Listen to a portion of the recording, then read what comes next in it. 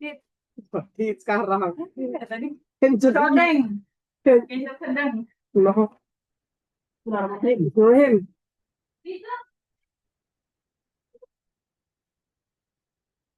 Adik Dinda, kamu ikut lari ya?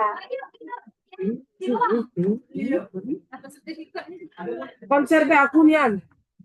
Itu konser dulu ya.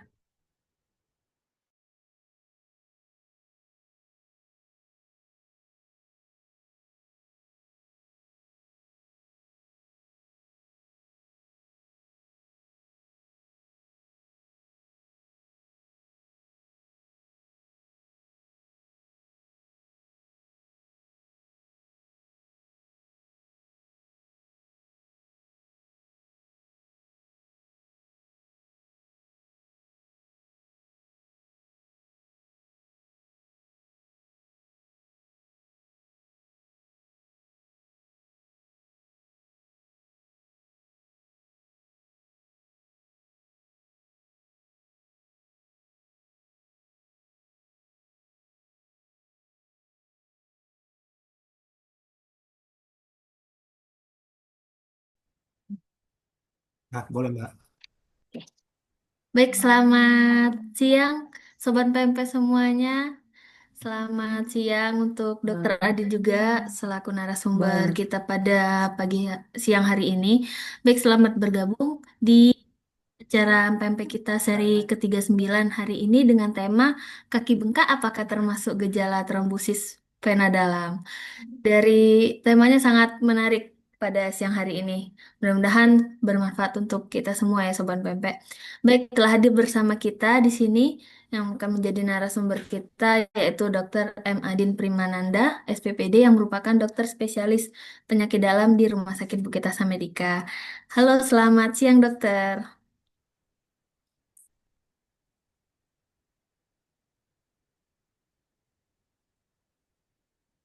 Siang, Baik, oke semua Sobat Pempek pada Mas kesempatan Steven. hari ini, izinkan saya Laurencia Verna Thomas yang akan memandu acara dari awal hingga akhir nanti.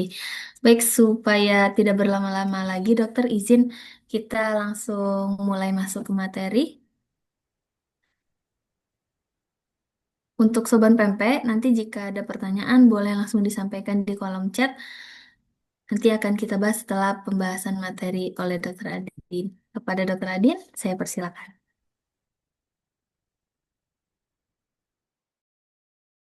Wabarakatuh. Selamat siang, Bapak Ibu Sobat Pempek, Rumah Sakit Bukasa Medika. Perkenalkan nama saya Muhammad Adin Primananda, spesialis penyakit dalam di RS Bukit Asa Medika. Eh, Siang ini mungkin untuk materinya agak beda. Mungkin Bapak Ibu juga belum pernah dengar atau udah ada yang pernah dengar. Jadi eh, emang yang kita tahu kaki bengkak itu mungkin yang jantung. Yang sering ada beberapa orang dengan sesak kaki bengkak, mungkin penyebabnya jantung. Namun ada beberapa penyebab lainnya selain dari jantung, yaitu adanya bekuan darah di pembuluh darah, baik itu pembuluh darah besar maupun kecil. Lanjut di slide. Oke, udah sih, udah. Ada kan suaranya? Ada.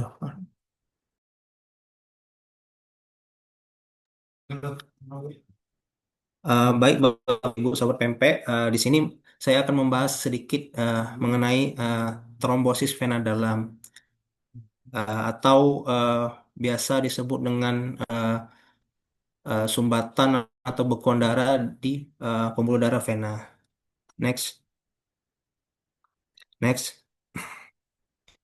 Jadi kalau untuk dari definisi, kita definisikan dulu trombosis itu apa sih? Jadi adalah bekuan darah dalam pembuluh darah.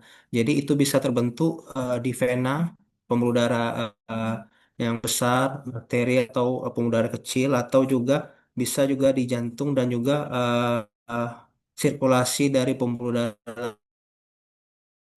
Untuk trombosis vena ini bisa berakibat banyak hal seperti salah satu yang paling bahaya itu adalah emboli paru. Jadi adalah sumbatan yang terjadi di paru.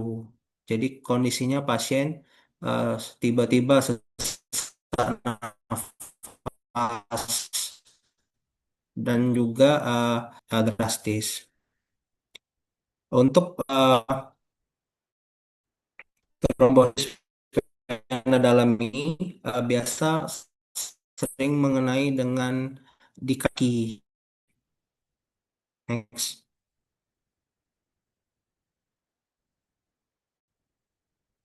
Eh, lanjut.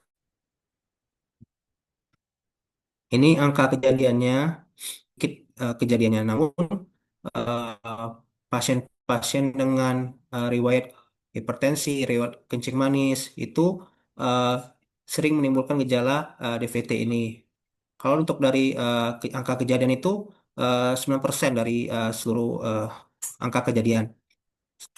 Biasanya menyerang pada usia 30 sampai 49 tahun itu angka kejadiannya 2 sampai 3 per 10.000 orang dan juga 70 sampai 79 tahun ada 20 orang per 10.000 orang kena. Next. Ini untuk trombosis vena dalam ini sebenarnya paling banyak itu menyerang di kaki karena di situ di kaki biasanya itu di pembuluh darah yang venanya, pembuluh darah besar.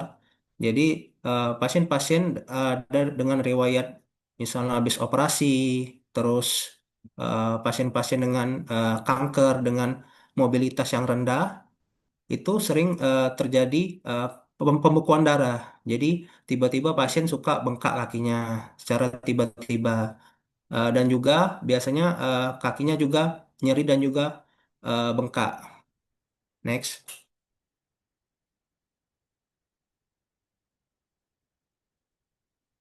Nah, ini penyebab dari trombosis vena dalam ini.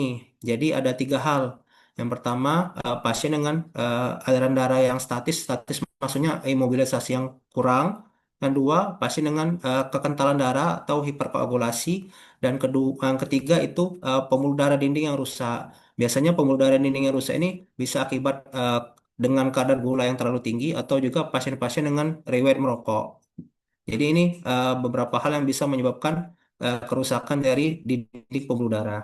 Jadi tiga hal ini yang akan kalau kami menyebutnya itu lingkaran setan. Jadi saling berhubungan untuk menyebabkan bekuan darah pada pembuluh darah ini. Selanjutnya, nah ini faktor risikonya bisa genetik, terus yang kedua itu penyebab yang didapat. Yang tadi saya sudah sebutkan ada proses dari uh, post operasi pasien dengan misalnya dia operasi di sekitar kaki dengan uh, pasiennya juga riwayat tidak aktivitas, biasanya suka terkena DVT. Terus ada faktor-faktor dari uh, keganasan eh, atau tumor dan juga faktor lainnya seperti trauma bisa kehamilan, perjalanan jarak jauh, obesitas, pasien-pasien yang menggunakan kontrasepsi oral atau hormonal dan juga ada penyakit lainnya. Selanjutnya,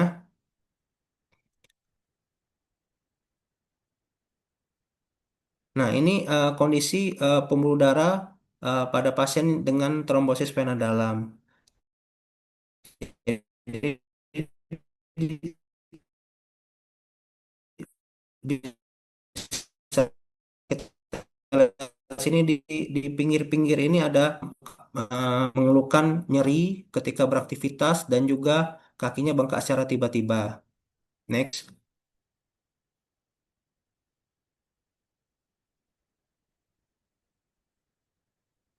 eh Next. Nah, ini gambaran dari pasien-pasien dengan trombosis vena.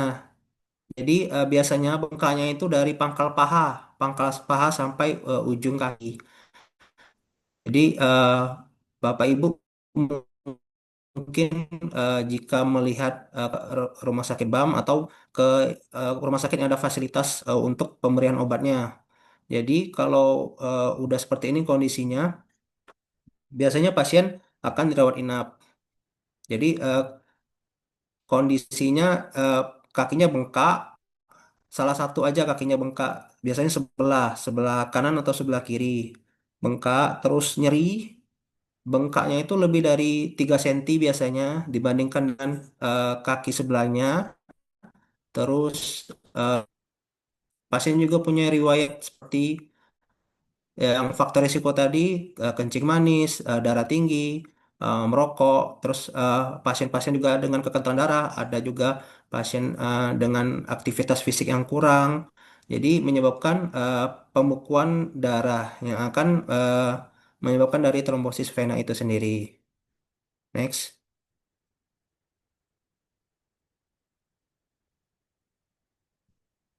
Nah, ini sama eh, next.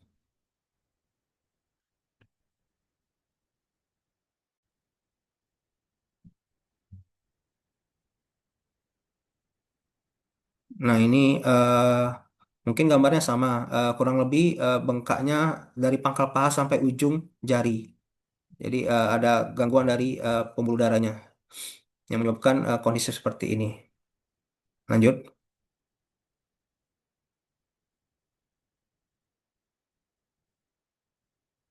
Nah, ini untuk mendiagnosis dari DVT itu sendiri. Jadi biasanya pasien dari wawancara setelah ditanyain bengkaknya itu eh, tiba-tiba terus bengkaknya itu lebih nyeri disertai juga dengan nyeri, maaf, dan juga ketika beraktivitas nyerinya dirasakan semakin sakit.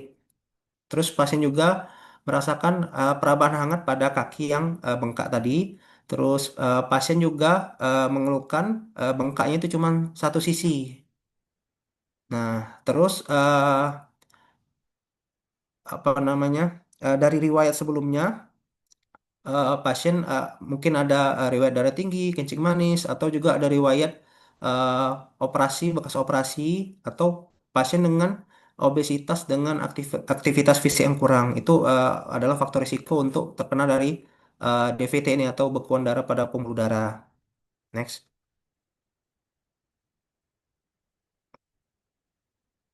Nah, ini untuk pemeriksaannya biasanya jika Bapak Ibu menemukan bengkak yang tidak wajar, yang seperti gambar yang saya tampilkan ini, mungkin untuk salah satu cara eh, yang gampang untuk menentukannya ini pembekuan pada pembuluh darah apa bukan. Jadi eh, pasien kakinya diangkat, terus apa namanya telapak kakinya yang bengkak itu kita tekuk ke dalam. Kalau dia nyeri, berarti itu kemungkinan positif untuk adanya kemungkinan bekuan di pembuluh darah. Next.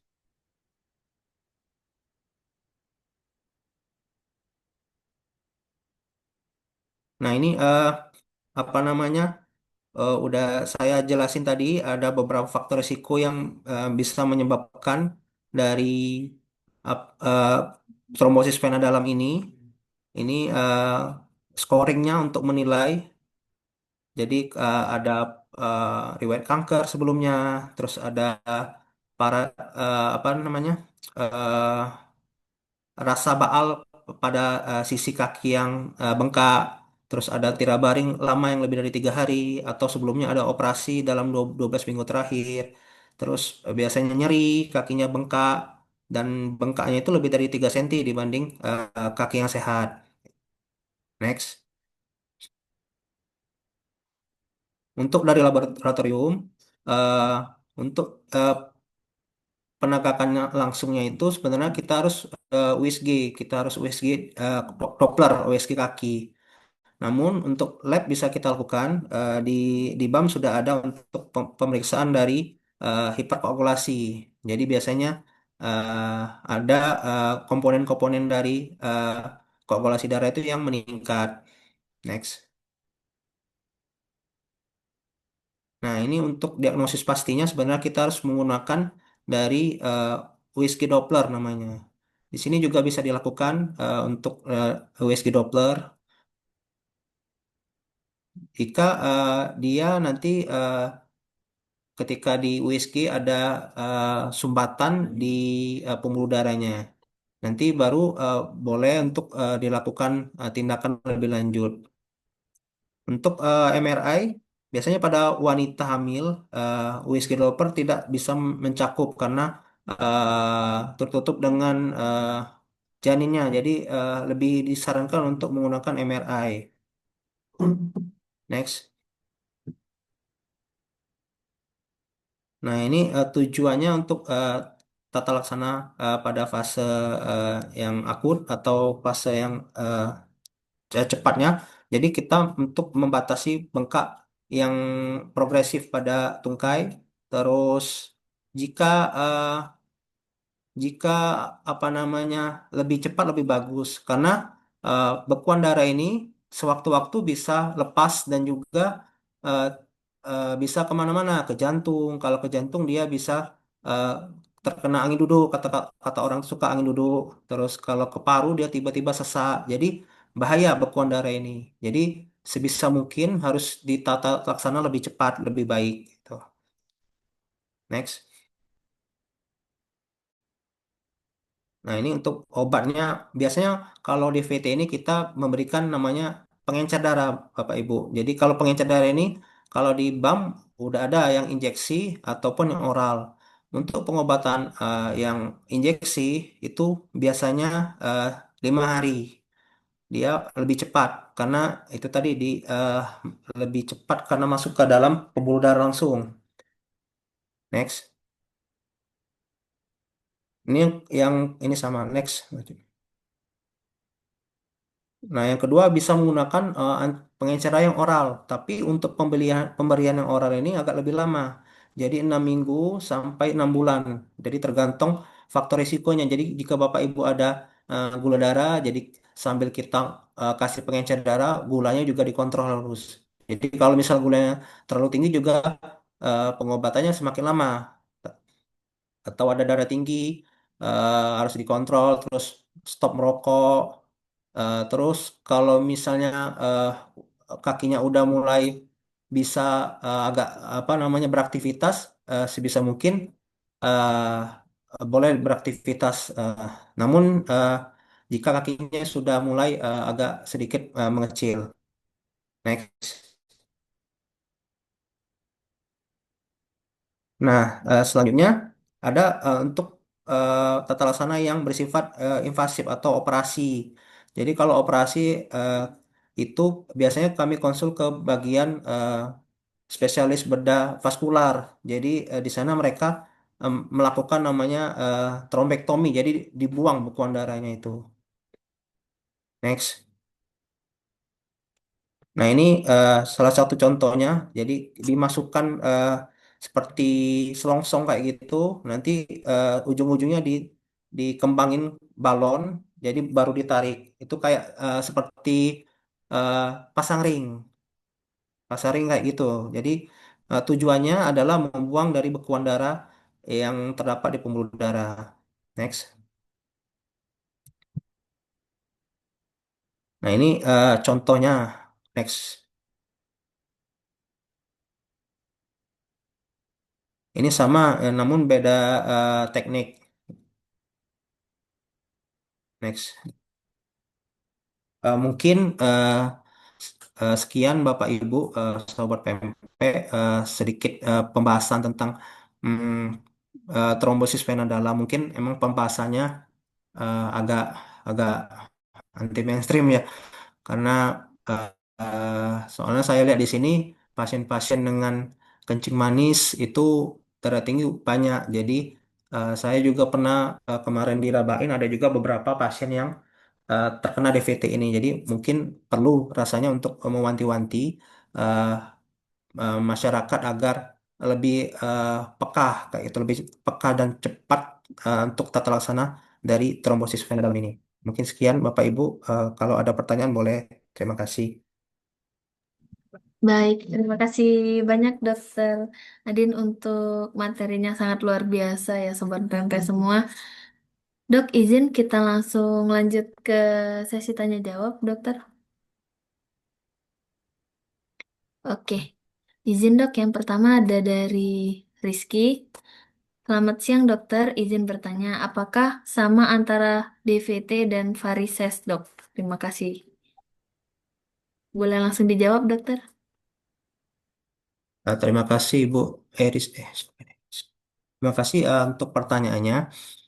Kalau DVT itu beda sama varises. Jadi kalau DVT itu uh, bekuan uh, yang terjadi di pembuluh darah. Jadi ada sumbatan di pembuluh darahnya.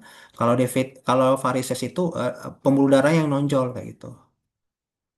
Mungkin ada beberapa faktor seperti aktivitas fisik yang berlebih kayak gitu. Kalau DVT beda, dia pembuluh darahnya tetap di dalam, nggak nonjol, tapi ada sumbatan. Jadi alirannya tidak lancar. Baik, terima kasih banyak dokter untuk penjelasannya. Tadi ada yang boleh Ibu Dwi Puspitasari, silakan. Ada yang ingin ditanyakan?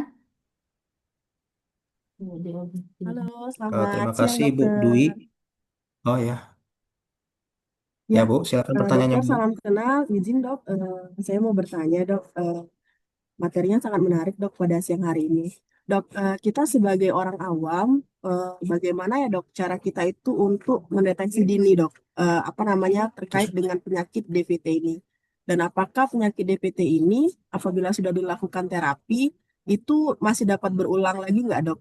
Adakah pantangan-pantangan yang harus kita lakukan setelah kita melalui proses pengobatannya dok? Terima kasih dokter. Ya, terima kasih Bu. Bagus pertanyaannya. Jadi kalau untuk DVT ini, jadi saya tadi udah jelasin ada faktor yang bisa diubah atau faktor yang tidak bisa diubah. Kalau yang faktor tidak bisa diubah itu faktor genetik. Jadi contoh pasien-pasien dengan kekentalan darah dari apa namanya dari orang tua atau ada dia keturunan kental darah. Nah itu faktor risiko untuk terjadi DVT. Jadi biasanya itu lebih tinggi faktornya, faktor risikonya. Terus yang kedua faktor yang dapat. Tadi faktor yang didapat tadi bisa dari DM, darah tinggi, merokok, terus aktivitas fisik yang kurang, terus obesitas bisa. Jadi kalau eh, untuk apa namanya kita langkah-langkah apa yang harus dilakukan, sebenarnya tergantung dari individu masing-masing. Kalau dia ada faktor risiko yang tinggi, sebisa mungkin, misalnya dia ada kencing manis, jadi kita harus kontrol gula darahnya, terus aktivitas fisik eh, harus dilakukan minimal ya, kalau masih sehat boleh olahraga jogging kayak gitu, yang jalan santai boleh, yang penting ada aktivitas fisik. Soalnya kalau pasien-pasien yang DVT ini dia biasanya dengan imobilisasi yang rendah kayak itu, dia kerjaannya tidur aja di kamar. Terus kalau misalnya ada pasien-pasien lain, contoh seperti pasien dengan kanker, kanker juga sering terkena DVT karena dia pertama ada faktor dari kankernya yang bisa membuat pasien-pasien itu lebih darahnya itu lebih kental, lebih ke arah dia apa namanya kental darah. Yang kedua aktivitas fisiknya juga rendah kalau pasien-pasien kanker. Sebenarnya kalau emang nggak ada faktor risiko seperti itu, aman-aman saja. Soalnya kan kita setiap hari juga aktivitas fisik, itu. Pasien-pasien juga yang obesitas juga sebisa mungkin harus juga aktivitas fisik, walaupun cuma sekedar jalan-jalan, muter-muter ke komplek kayak gitu. Jadi untuk cara apa namanya penanggulangannya tergantung pasien itu sendiri ada faktor risiko atau enggak. Atau pasien-pasien satu lagi yang misalnya habis operasi. kan suka tuh misalnya pasien, contohnya pasien habis ngelarin dia SC, kan suka eh, suka apa namanya jarang bergerak. Padahal dianjurin kalau udah apa namanya sama dokter OB-nya boleh aktivitas fisik, walaupun yang tidak terlalu berat kayak itu. Yang penting eh, ada aktivitas fisiknya. Jadi pembuluh darahnya itu eh, lancar kayak itu, nggak mandek situ. Oh, Udah baik-baik, siap-siap. gimana? Terima kasih dokter. Dok, izin dok. Ya, Itu berarti kan tadi awalnya itu pembengkakan ya dia dok ya. Nah, pembengkakan itu berarti memang setelah beberapa hari, kita kan orang awam kan kurang paham ya dok. Maksudnya pembengkakan itu setelah misalkan ya, pasca operasi. Berarti setelah muncul pembengkakan itu beberapa hari, kita harus melakukan pemeriksaan lebih lanjut ya dok untuk memastikan apakah itu bengkak memang karena DVT-nya ya, atau mm, oh baik-baik. betul. Oke, siap-siap. Berarti harus dilihat dulu yang Kalau riwayat di awal ya, Dok. biasanya tadi kalau di apa namanya faktor risikonya itu kalau habis operasi itu dari sampai 6 sampai 12 minggu dari operasi kayak itu. Tapi dia eh, munculnya tiba-tiba kayak itu. Soalnya kan kalau eh, pembekakan pembuluh darah ini dia ini Mbak apa namanya sumbatannya itu bisa yang setengah, bisa yang total. Kalau total pasti kakinya bengkak banget. Tapi kalau masih ada aliran darah yang bisa lewat kayak gitu, eh, kayaknya nggak nggak bakal terlalu bengkak dia. Sama kayak pasien jantung misalnya ada apa nama sumbatan di jantungnya. Nah, nanti untuk gejalanya pasti beda-beda dengan yang sumbatan yang udah total atau masih yang sedikit. Siap-siap, Dokter. Terima kasih, Dokter. Informasi dan Ya, jawabannya, sama-sama. Dok. Baik, izin dokter kita lanjut ke pertanyaan selanjutnya ya dok ya. Ini dari Dwi Dwi. Sering banget orang tua di rumah kalau kakinya bengkak mikirnya karena makan asin atau kecapean. Padahal ternyata bisa jadi ini tanda DVT yang bahaya. Menurut dokter, apakah langkah paling sederhana yang bisa dipahami emak-emak di rumah buat deteksi dini biar nggak keliru menanggapinya? Dan kapan harus segera dibawa ke rumah sakit dokter? Oh, terima kasih Bu Dwi untuk pertanyaannya. Jadi kalau untuk apa namanya deteksi dini, eh, sebenarnya tadi udah saya jelasin. Jadi yang pertama tadi eh, pasiennya bengkak dulu kakinya. Kakinya bengkak dari pangkal paha sampai ujung kaki. Terus pasien juga nyeri. Kalau dia beraktivitas lebih nyeri dibanding istirahat. Jadi kalau kakinya dipakai jalan lebih sakit. Terus biasanya perabaannya hangat pada kaki yang bengkak. Dan juga bengkaknya itu lebih dari 3 cm kalau dibanding dengan yang kaki yang sehat. Terus untuk penanggulangan awalnya, sebenarnya nggak ada yang bisa dilakuin di rumah. Eh, jadi langsung dibawa ke rumah sakit aja. Jadi kita bisa untuk diagnosis lebih awal dan juga pemeriksaan lebih lanjutan. Kalau untuk deteksi dininya tadi bisa memakai teknik tadi yang kakinya diangkat terus ditekuk ke dalam. Kalau dia nyeri di bagian apa namanya kaki itu berarti kemungkinan ada sumbatan atau trombosis vena dalam di kaki pasiennya.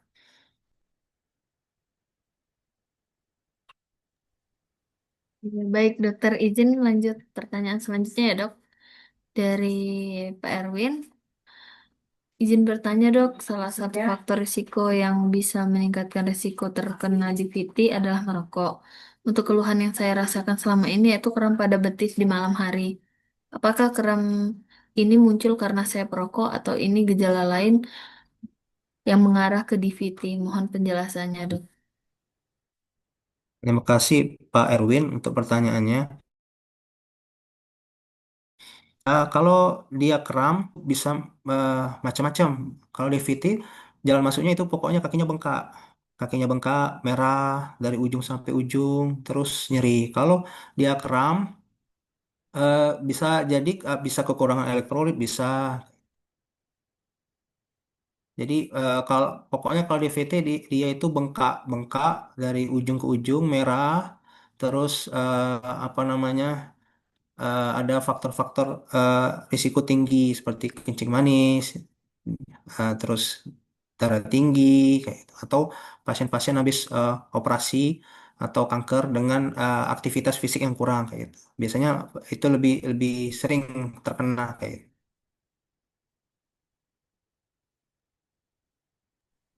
Oke, baik. Terima kasih banyak untuk dokter penjelasannya. Izin dok kita lanjut dari Kak Isniwati.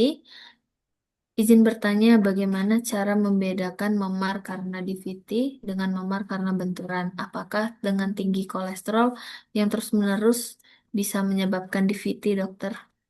Terima kasih. Terima kasih Bu Isniwati untuk pertanyaannya.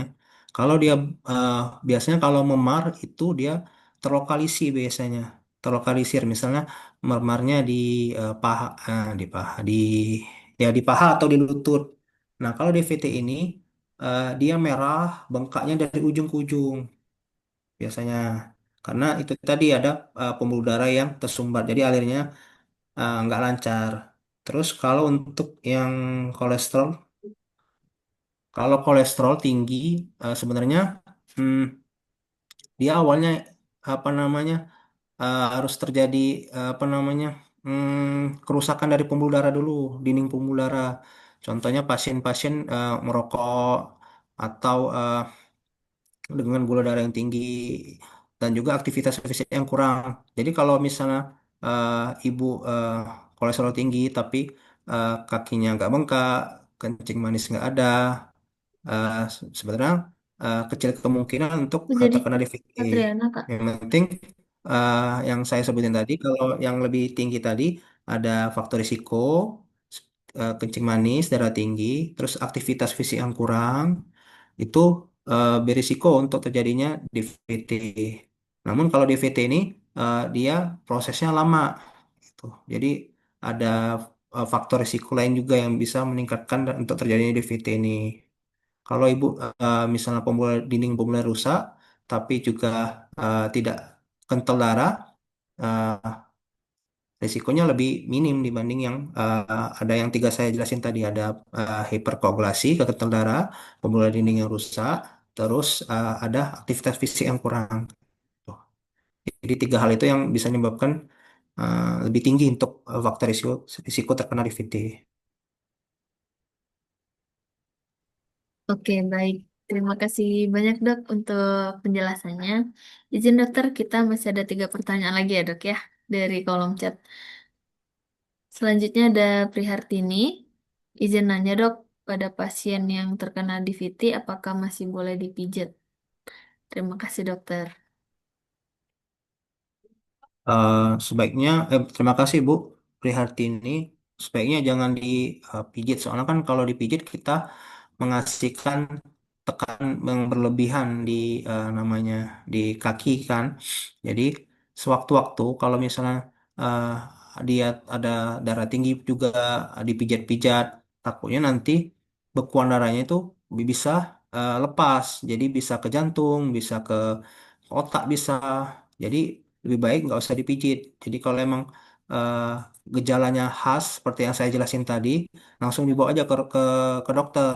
Itu jangan jangan dipijit-pijit. Nanti kita merusak pembuluh darahnya yang udah rusak tambah rusak atau berakibat hal yang lebih fatal lagi gitu. Jadi kalau ada keluhan yang saya sudah jelasin tadi, ngarah ke DVT, langsung berobat ke dokter. Oke, baik dokter. Terima kasih. Izin ya dok, kita lanjut ke pertanyaan selanjutnya dari Cuciva Nazila. Dok, izin tanya, di data Kemenkes 2023 dibilang kalau 1 dari 4 orang Indo meninggal karena masalah pembekuan darah dan DVT. Jadi salah satu Hmm. penyebab utama Kalau gejala awalnya cuma kaki bengkak, gimana masyarakat bisa paham bedanya bengkak biasa karena capek sama bengkak yang udah tanda bahaya trombosis biar nggak keburu telat datangnya dok. Terima Ya, kasih. terima kasih Mbak Ibu Siva. Kalau untuk emang pasien dengan DVT itu yang paling apa namanya komplikasinya bisa meninggal. Tadi karena ada terlepasnya bekuan darah tadi, dia hinggap di paru-paru bisa jadi pasien-pasien tiba-tiba meninggal. Itu yang paling parah atau dia jantung dia. Jadi namanya bekuan darah itu bisa kemana-mana kalau dia lepas.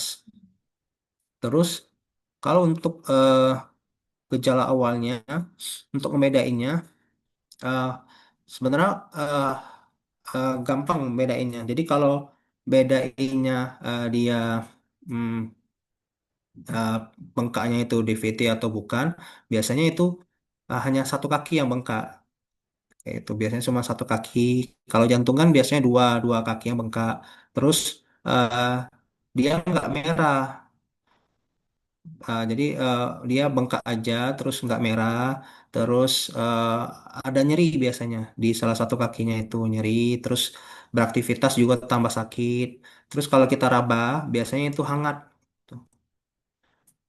Kalau bengkak biasa, bengkak air nggak sampai menimbulkan perabaan yang hangat. Terus karena bengkak yang lain seperti contoh eh, kaki gajah itu dia bengkak tapi nggak merah dia kecuali dia bengkak disertai dengan infeksi sekunder. Nah itu bisa mungkin ada infeksi lain yang ada di kaki entah luka atau juga ada hal yang lain kayak gitu. Terus satu lagi yang kaki bengkak ini biasanya di yang mirip-mirip contoh DVT ini eh, limfedem. Jadi limfedem itu KGP-nya itu bengkak. Kelenjar getah bening yang di sekitar kaki itu bisa bengkak juga. Nah, tapi beda sama DVT. DVT ini dia bengkaknya merah, nyeri, dan perabaannya hangat kayak itu. Jadi kalau nggak ada keluhan kayak gitu, bukan ke arah DVT. Nanti diperiksa lagi ya, ini penyebab bengkaknya apa kayak gitu.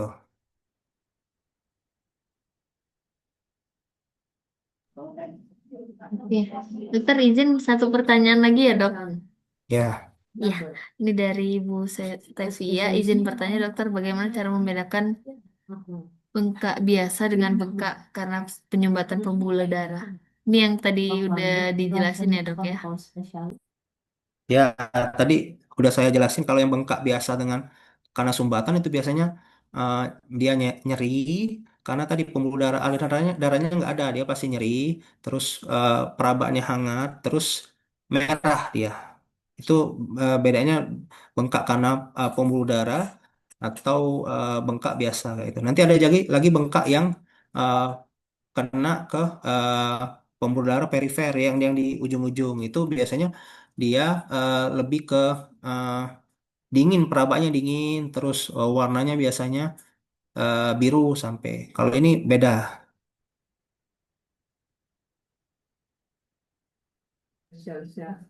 Baik, izin dokter. Pertanyaan sudah terjawab semua. Mungkin dari Sobat PMP ada yang mau sharing langsung bersama kita.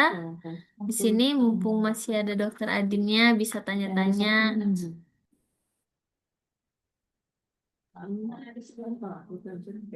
Kalau belum ada, bisa langsung dipilih dokter untuk 3 pertanyaan terbaiknya. Jadi udah banyak banget nih dokter yang tanya hari ini. Tuh, dua, tiga.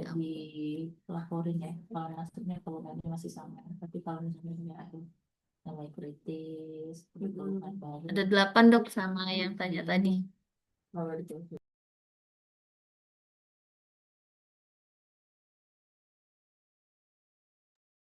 Izin Mbak, ini saya pilih aja ya yang mana yang bagus kayak itu.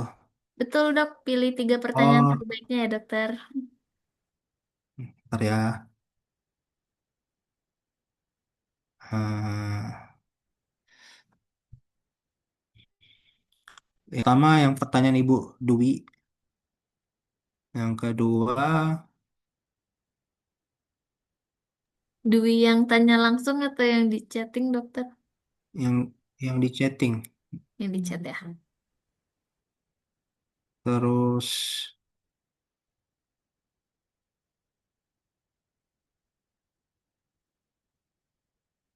yang Ibu Cut Sifa. Satu lagi Ibu Stevia. Udah. Oke, baik dokter. Terima kasih untuk pertanyaannya dok ya yang sudah ditunjuk. Selamat untuk Sobat Pempek yang mendapatkan pertanyaan terbaik. Nanti boleh langsung menghubungi call center kita melalui WhatsApp maupun DM Instagram. Baik, terima kasih banyak dokter untuk materinya di siang hari ini. Sangat menarik, menambah wawasan kita semua Sobat Pempek yang sudah join. Terima kasih juga untuk Sobat Pempek yang udah join dari awal hingga akhir sore hari ini. Untuk Sobat Pempek semua, izin kalau mau konsultasi lebih lanjut bersama Dokter Adin, bisa langsung ke Rumah Sakit Bukit Medika. Dokter Adin jadwalnya dari Senin sampai Jumat, pukul 8 sampai 12 siang. Boleh langsung buat konsul langsung bersama Dokter Adin. Baik, berakhir sesi tanya jawab, berakhir pula acara pempek kita pada sore hari ini. Terima kasih sekali lagi untuk Dokter Adin yang telah bersedia menjadi narasumber kita pada sore hari ini. Terima kasih juga untuk semua sobat pempek yang sudah join dari awal hingga akhir. Sampai ketemu lagi di acara pempek seri ke-40. Ditunggu dengan tema yang menarik. Jangan lupa terus pantau Instagram maupun Facebook kita untuk mendapatkan informasi lebih lanjut. Akhir kata, selamat sore. Sampai ketemu lagi di PMP Seri 40. Terima kasih. Terima kasih Mbak Ferin. Kasih dokter. Terima kasih dokter. Terima kasih Mbak Ferin. Izin live.